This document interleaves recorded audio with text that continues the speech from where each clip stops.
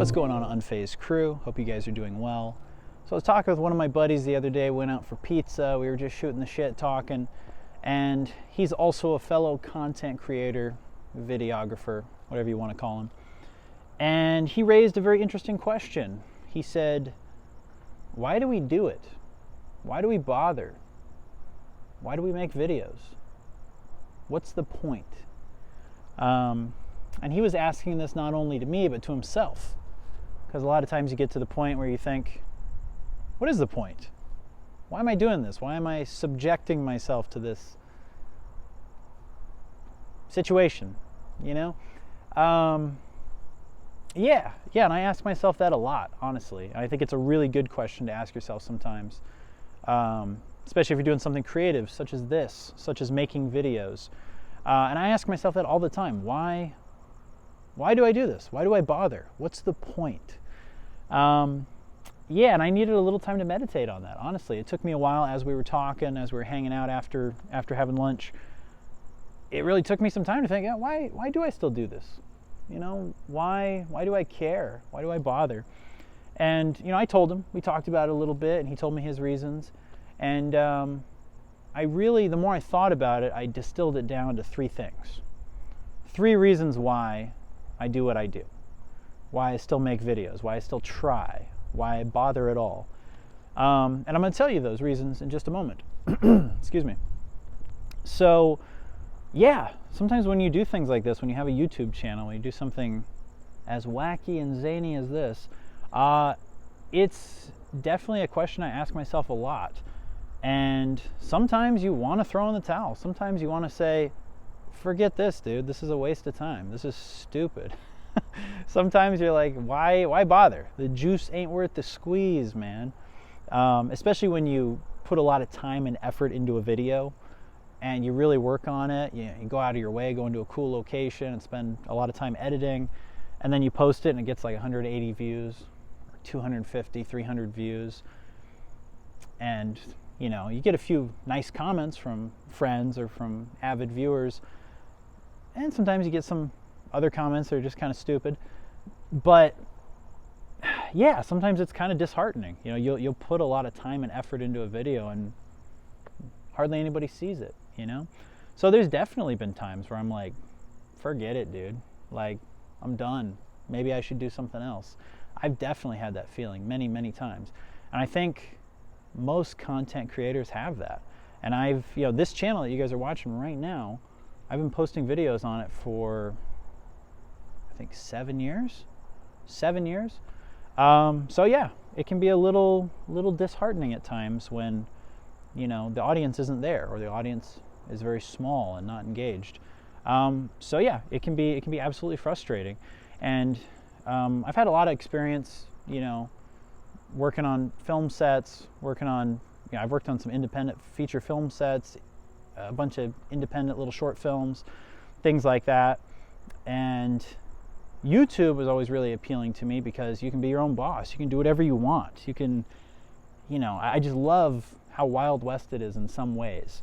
There's other aspects of it that I hate. You know, there's other areas of YouTube that suck. The algorithm is a bitch, you know. There's parts of it that absolutely blow and I think make it really difficult for smaller content creators to get their stuff out there. What is kind of cool is this past year I have noticed a push for some smaller creators. I've been getting new people recommended to me, which is cool. So I'm optimistic about that. But YouTube definitely is kind of shitty to some of its creators, and the algorithm is a hard beast to figure out and to tame, definitely. But there are elements of YouTube that I love. I do watch YouTube a lot. I do watch a lot of other creators. And it's a love-hate relationship. It's a love-hate relationship for sure. I just wish that algorithm was a little bit more forgiving. Where was I going with this? Yeah, anyway, I was going to talk about, you know, I started out with short films and indie films, and then, but of course nothing of any substance, really.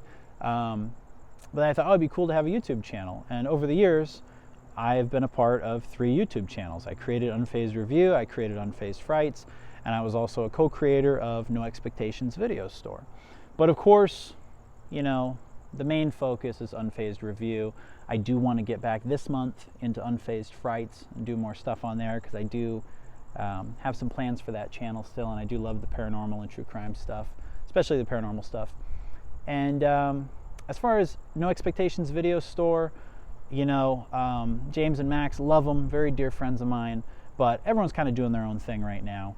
And that channel coming back as a consistent podcast, I highly doubt it. You know, I highly doubt it.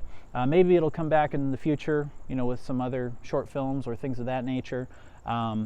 But getting everyone together to do that podcast consistently on NOX, not the easiest thing in the world. And the consistency wasn't there. So, yeah, I highly doubt that channel will come back as a consistent podcast channel. It could. It's possible. But for the foreseeable future, highly unlikely. But so for me, the main focus is Unfazed Review, and I would like to get back into Unfazed Frights very soon. But yeah, getting back to the whole question of why do I do this? What's the point? I condensed it down to 3 reasons. Number 1, I like it. I like it.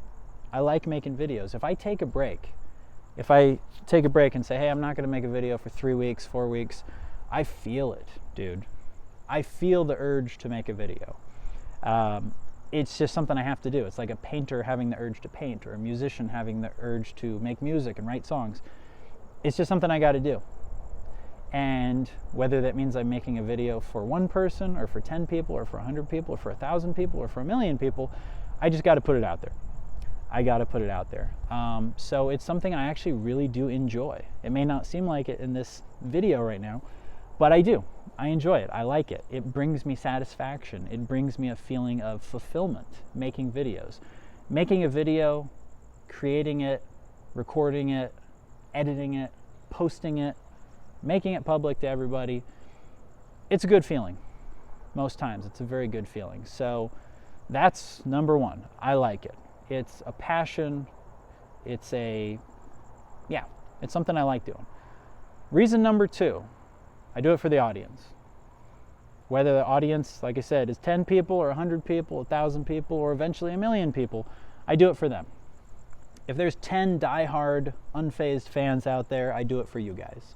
And I like to think that there's more out there. But yeah, and you know, you see the cliche things on Instagram where it's like, this is what 100 people in a room look like. This is what 1,000 people in an auditorium look like. This is what, 10,000 look like. This is what 20,000 look like. And it's basically saying like, hey, your views count, right? And that's true. That's really true, man. Making a video for 200 people isn't nothing. Even though it feels like it sometimes, like, oh, that freaking sucks. Like I was hoping for, 5,000 or 10,000 views or whatever. It's still cool that 200 people took time out of their day to watch me rant, you know what I mean? Or to watch us explore a mall, or do a food vlog, or do an interview, or whatever the video may be. That's pretty cool. You imagine 200 people in a room. That's pretty cool. That's pretty substantial. Do I wish it was more? Yeah, duh, obviously. But still, I value the audience. Big or small, I value the audience. It's like a stand-up comedian performing for a stadium, Bill Burr, Joe Rogan level, or, someone performing an open mic for 25 some odd people. It still counts. It's still important to entertain those people. So, number 2, do it for the audience. I do it for the fans. I do it for the crew. Big or small. Big or small. And then number 3, reason number 3, I really thought long and hard about it. Reason number 3 is because I have faith. I have faith in the channel. I have goals. I have this crazy little belief that I hold on to that this channel is destined for more. That this channel could be something bigger.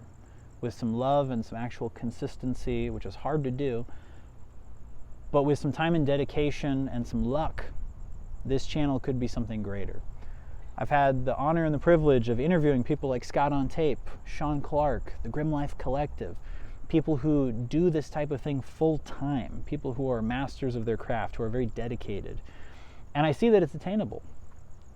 I know let's see, three people besides Emmett and his brother who have channels with over 100,000 subscribers. I know that it's attainable. But yeah, that's something that I hang on to, is that hope. That hope that this channel can evolve into something more. And yeah, it's just a matter of staying consistent and the right audience finding the content. Anyway, those are my 3 reasons. I do it because I like it, I do it for the audience, big or small, and I do it because I have faith in the future of the channel, and I think it definitely could be more with some dedication and commitment. And it's tough, man. It's like I work a sales job, I work a full-time job, I have other things going on in my life outside of the channel, believe it or not. Some serious things, actually. And sometimes it's hard. It's hard to be totally dedicated. It's hard to give 100%. But, I was talking to a friend recently and I was saying, you know what, it's always going to be hard. Like, life is always going to have its ups and downs. It's always going to have its difficult times, its hills and valleys. So I might as well continue doing what I like to do. Might as well continue putting stuff out there. And sure, maybe it's not going to be super, super, super consistent all the time. There's ebbs and flows for sure. But if I can be fairly consistent, I think it's worth it. Anyway, just a little food for thought. One other thing before I let you guys go. I'm kind of in a ranting mood right now. I'm definitely in a ranting mood. One other thing is, I think we should really all, myself included, we should all try to have less regrets, or as few regrets as possible as we get older. I was talking to my dad a few days ago about regrets. He's going through some health issues right now, and he was talking about the importance of having as few regrets as possible in your life as you get older. And obviously it's unavoidable. We're all going to have some regrets. There's some shit that we wish we could go back and change, or wish that we did differently, or wish that we tried. But my advice to you guys, and my advice to myself, is to have as few regrets as possible. Make the YouTube channel. Make the videos. Make the short films. Make the feature film. Write the book. Self-publish it if you have to. Pick up the instrument. Write the song. Make the album. Pick up the pen. Pick up the paintbrush. Whatever it is for you. Just do it. Like Shia says, just do it. Because regret is one of the worst freaking things in life that you can have. Like, if you get older and you look back on your life and you have like some serious regrets, that's not a good feeling, man. That's not something you want to sit with. So make sure you guys are making time for your passions. And I know life sucks sometimes. Life can be a real bitch. But make time for your hobbies, dude. Make time for them. Time slips away fast. We all got to work crappy jobs sometimes, right? But make the most of that downtime. Make the most of those off days. Make the most of those evenings when you have a little extra energy. I know it's easier said than done, but try. Pursue those passions, man, because if you don't, time's going to slip by either way, whether we like it or not. Anyway, a little motivational bend for you. I know this was kind of a weird rant, but it's something I wanted to talk about. I think it was worth talking about for sure, especially with you guys. So anyway, comment down below what some of your passions are, some things that you don't want to have regrets about. And yeah, thanks for watching, guys.